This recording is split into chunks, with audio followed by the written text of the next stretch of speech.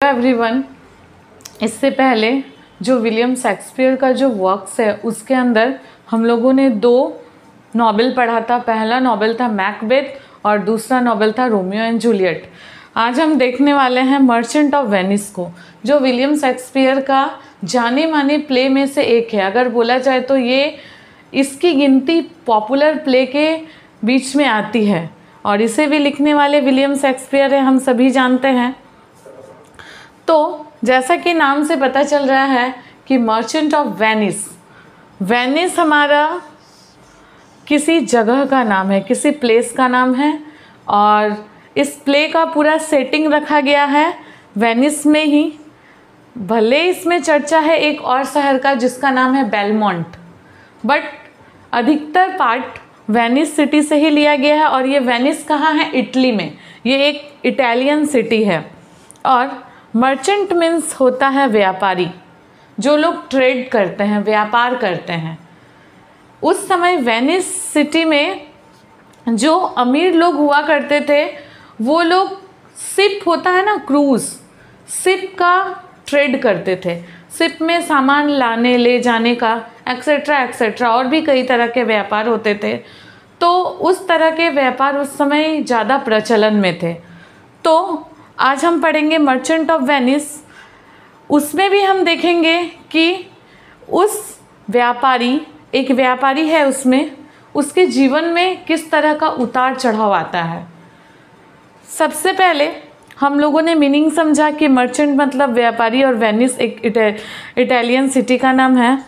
तो सबसे पहले आइए चलते हैं कैरेक्टर लिस्ट की तरफ कि इसमें कौन कौन सा इंपॉर्टेंट कैरेक्टर है। वैसे तो बहुत सारे कैरेक्टर है, बट आज हम स्टोरी को समराइज करने वाले हैं, इस नॉवेल को। तो समराइजेशन में उतने सारे कैरेक्टर्स इम्पॉसिबल है, मैं ऐसा नहीं बोलूँगी, बट जिन कैरेक्टर्स का रोल बहुत ज़्यादा है, जो प्ले के इर्द गिर्द चारों ओर घूमते हैं, उन्हीं को बस डिस्क्राइब करके चलने से ज़्यादा बेहतर होगा। तो सबसे पहला और इम्पॉर्टेंट जो मेन रोल लीड कर रहा है, ये तीनों कैरेक्टर हैं हमारा, बसेनियो, एंटोनियो और पोर्सिया। तो बसेनियो के बारे में जाने। बसेनियो कौन है? वेनिस शहर का एक नोबलमैन है। ये बहुत अच्छा है, बट प्रॉब्लम क्या है? इसके पास पैसे की थोड़ी कमी है, उसके पास उतना पैसा नहीं है अभी। बसेनियो का एक फ्रेंड है, बसेनियो का एक फ्रेंड है एंटोनियो। ये क्या है? बसेनियो का फ्रेंड है एंटोनियो। अब एंटोनियो थोड़ा अमीर तरह का है। बसेनियो के पास, अभी मैंने कहा अभी उसके पास थोड़ा पैसा कम है, लेकिन एंटोनियो के पास पैसा हमेशा रहता है। वो भी बहुत अच्छा आदमी है, लेकिन प्रॉब्लम क्या है कि अभी उसने अपना सारा पैसा अपने शिप में लगा दिए। उसने बहुत सारे शिपों को बंदरगाह में भेजा है, डैट मीन्स इस साइड से उस साइड। तो उसके पास जितना पैसा होता है वो अभी शिप में लगा देता है, इसलिए वो अपने फ्रेंड की मदद नहीं करना, अब अभी करना नहीं चाहता, ये मैं नहीं बोल रही हूँ। डैट मीन्स अभी वो कर नहीं पा रहा है, बट दिल से वो अपने फ्रेंड की मदद करना चाहता है। और बात हम यहाँ ये उठती है कि बसेनियो को आखिर अभी पैसा चाहिए क्यों? बसेनियो की एक गर्लफ्रेंड थी, पोर्शिया। गर्लफ्रेंड क्या बोलेंगे, एक्चुअली बसेनियो पोर्सिया से शादी करना चाहता था। तो पोर्सिया कौन थी सबसे पहले ये जाने। तो पोर्सिया, मैंने अभी बताया कि बसेनियो और एंटोनियो दोनों वेनिस सिटी में रहते थे। वेनिस सिटी के पास ही एक छोटा सा शहर था जिसका नाम बेलमोंट था। तो पोर्सिया बेलमोंट में रहती थी। वो, उसके पास बहुत सारा पैसा है। उसके पिताजी अभी नहीं हैं, उसके पिताजी मर गए हैं, लेकिन कोई ऐसे ही उठ के चला आएगा और उससे शादी नहीं कर सकता। क्यों? प्रॉब्लम था पोर्सिया के साथ कि जब उसके पिताजी की डेथ हो गई थी तो उसके पिताजी ने कहा था कि मेरी बेटी से सिर्फ वही लड़का शादी कर सकता है जो मेरी विल को पास करेगा। अब विल क्या है? उसके फादर्स का विल क्या था? उसके पिताजी ने एक शर्त लगाया था। शर्त क्या था कि उन्होंने 3 कैस्केट रखा था। कैस्केट मीन्स क्या बोले, एक संदूक तरह का होता है ना। पहला कैस्केट था गोल्ड का, दूसरा कैस्केट था सिल्वर का और तीसरा कैस्केट था लेड का। कुछ पहेलियों को दिया जाता था और पहेलियों को चूज़ करने के बाद जो लड़का उससे शादी करने आने वाला था उसको तीनों में से किसी एक कैस्केट को चूज़ करना होता था। अभी तक जितने लोग आए थे सभी फेल हो चुके थे, कोई, और वो एक ही बार मौका मिलता था, कोई राइट कैस्केट को चूज़ नहीं कर पा रहा था। तो इसलिए अभी तक पोर्सिया से किसी की शादी नहीं हो पा रही थी। बसेनियो अपनी फ्रेंड से पैसा इसलिए ले रहा था ताकि वो पोर्सिया के लिए, अपनी गर्लफ्रेंड के लिए तरह तरह के गिफ्ट खरीद सके और वो उसे इम्प्रेस कर सके। बट वो इतना नहीं जानता था कि वहाँ इम्प्रेशन से काम नहीं चलने वाला था, वहाँ काम चलने वाला था बुद्धिमानी से। अगर वो किसी भी तरह उसके फादर्स के विल को पास कर लेता, और पोर्सिया ऐसी वैसी लड़की नहीं थी कि उसके गिफ्ट्स को पाके उसके साथ वो शादी कर लेती। उन्होंने साफ साफ कह दिया था कि मैं शादी सिर्फ उसी से करूँगी जो मेरे फादर्स के विल को पास करेगा, वरना मैं ज़िंदगी भर ऐसे ही रहूँगी। अब बसेनियो को फिर भी ये बात दिमाग में नहीं घुसी कि मैं, उसका बस भूत सवार था कि मुझे किसी भी तरह पैसा मिले और मैं पोर्सिया के लिए तरह तरह के गिफ्ट्स का जुगाड़ कर सकूं। इधर पोर्सिया के पिताजी ने जो विल रखा था उसके चलते पोर्सिया का दिमाग खराब हो रहा था। उसकी एक मेड सर्वेंट थी जिसका नाम था नेरिसा। नेरिसा उसकी मेड सर्वेंट थी। वो बार बार हर समय अब नेरिसा से इस बात के ऊपर चर्चा करते रहती थी, डिस्कस करते रहती थी कि आज मेरे पिता के विल के कारण मैं किसी से शादी नहीं कर पा रही हूँ। अगर मेरे पिताजी ने ये विल नहीं रखा होता, ये शर्तें नहीं रखी होती, तो मैं किसी से, कोई भी हो, मुझे उससे फ़र्क नहीं पड़ता, क्योंकि उसने अपने लाइफ में बहुत सारे पैसों को देखा था छोटे से, इसलिए पैसे उसके लिए मायने नहीं रखते अभी तक। इसलिए वो किसी से भी शादी कर लेना चाहती थी, बट उसके लायक होना चाहिए, थोड़ा बुद्धिमान चालाक टाइप का होना चाहिए, उसकी बस यही शर्तें थी। नेक्स्ट, अब हम चलते हैं फिर अगेन वेनिस शहर की ओर। वेनिस में बसेनियो एंटोनियो दोनों परेशान हैं पैसे के लिए। अब वो फिर जाता है एंटोनियो के पास पैसे मांगने। फिर एंटोनियो दोबारा वही बात बोलता है कि मेरे पास सच में पैसा नहीं है, नहीं तो मैं तुम्हें कब का दे सकता हूँ। अगर तुम चाहो तो इतना कर सकते हो कि तुम मेरे नाम पे, एंटोनियो का वेनिस में बहुत ज़्यादा नाम हुआ करता था, वो बहुत सारे लोगों को कर्ज भी देता था, बहुत कम ही इंटरेस्ट पे। वहीं उसने बसेनियो को इतना कह दिया कि अगर तुम चाहो तो मेरे नाम पे किसी से तुम अभी कर्जा ले सकते हो। तो वो क्या करता है, साइलॉक के पास चला जाता है। साइलॉक एक ज्यूइश मनी लेंडर था, वो बहुत ही बदमाश किस्म का आदमी था। वो बहुत ही हाईली इंटरेस्ट पे लोगों को कर्जा देता था। तो बसेनियो किसी के पास चला जाता था, साइलॉक के पास वो चला गया। उसके पास और कोई रास्ता नहीं बचा। जब वो साइलॉक के पास गया तो वो बहुत ही ज़्यादा हाई इंटरेस्ट पे उसको पैसा देने के लिए रेडी था। तो उसी समय वहाँ पे एंटोनियो आता है और बोलता है कि तुम पागल हो क्या, तुम इतने हाई इंटरेस्ट पे साइलॉक से पैसे क्यों ले रहे हो। तो और हमें ये जानना होगा कि बसेनियो की मांग कितने रुपए की थी। एक्चुअली उसे 3000 डुकेट्स चाहिए थे। उस समय डुकेट्स वेनिस शहर का चलता एक मुद्रा था, उसी अमाउंट पे लोगों को वो देता था पैसा। लेकिन जब एंटोनियो वहाँ आता है और उन तीनों के बीच बहस हो जाती है तो साइलॉक मान जाता है कि मैं तुम्हें एक भी रुपया नहीं लूँगा इंटरेस्ट के तौर पे, तुम मुझसे जितना पैसा लोगे बस मैं उतना ही लूँगा, इंटरेस्ट मुझे नहीं चाहिए, बट मेरा एक शर्त है। वो शर्त क्या रखता है, इस प्ले का मेन मुद्दा यहीं से स्टार्ट होता है। वो शर्त रखता है कि मैं तुम्हें जितना भी पैसा दूंगा 3 महीने के अंदर मुझे उतना पैसा चाहिए, मुझे एक भी रुपया इंटरेस्ट नहीं चाहिए। बट अगर तुम 3 महीने के अंदर उतना पैसा मुझे नहीं दे पाए तो मैं तुम्हारे शरीर के किसी भी हिस्से से, wherever I have to like, मुझे जहाँ से पसंद है मैं 1 पाउंड मांस एकदम खींच के निकाल लूँगा। डैट मीन्स मुझे सिर्फ तुम्हारे शरीर का 1 पाउंड फ्लैश ही चाहिए। उसका बस यही शर्त था।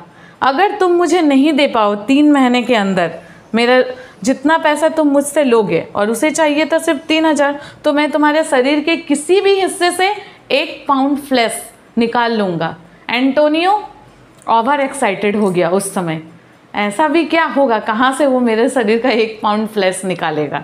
ठीक, एंटोनियो उस समय ओवर एक्साइटेड हो गया, बट बसेनियो को मन में कहीं ना कहीं लगा ये कैसा शर्त है, पैसे की कीमत वो मेरी जान से लगा रहा है, पीछे हट जाते हैं। बट उसका दोस्त एंटोनियो आगे खड़ा हुआ, वो बोला मैं तुम्हारे डेडलाइन से पहले ही वो पैसा रिटर्न कर दूंगा, जैसे ही मेरे शिप्स रिटर्न आएंगे मेरे पास बहुत सारा पैसा हो जाएगा, डोंट वरी। और वो उसकी शर्त मान लेता है।